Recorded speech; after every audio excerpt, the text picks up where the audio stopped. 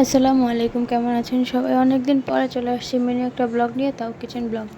এগুলো হচ্ছে কালিয়া মাছ, আমরা তো কালিয়া মাছ হিসাবে চিনি। তো আজকে আমি এই মাছটা হচ্ছে ভুনা করব, এই জন্য ধুয়ে রেডি করে নিয়েছি। টমেটো দিয়ে ভুনা করব, তাই আমি বেশ কয়েকটা টমেটো হচ্ছে নিয়ে নিয়েছি।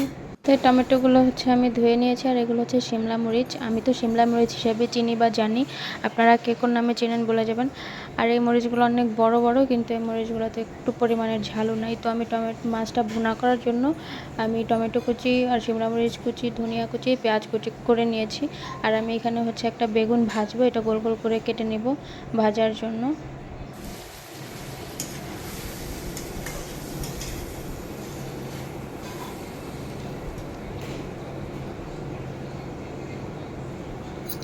তো এখানে আমার তরকারিটা প্রায় কষানো হয়ে গিয়েছে, টমেটোটা। আমি এখন এর মধ্যে মাছ দিয়ে দিব, মাছ দিয়ে ভালো করে নেড়ে চেড়ে পানি দিয়ে দিব।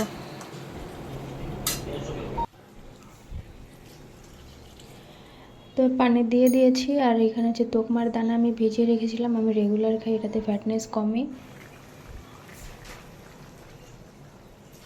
তো আমার রান্না প্রায় শেষের দিকে, আমি ধনিয়া পাতা দিয়ে দিয়েছি। আর এর পাশাপাশি আমি যে বেগুনগুলো গোল গোল করে কেটে রেখেছিলাম, ওই বেগুনগুলো আমি ভেজে নিয়েছি। তো এই যে আমার রান্না শেষ। তো থ্যাংকস ফর ওয়াচিং অ্যান্ড আল্লাহ হাফেজ।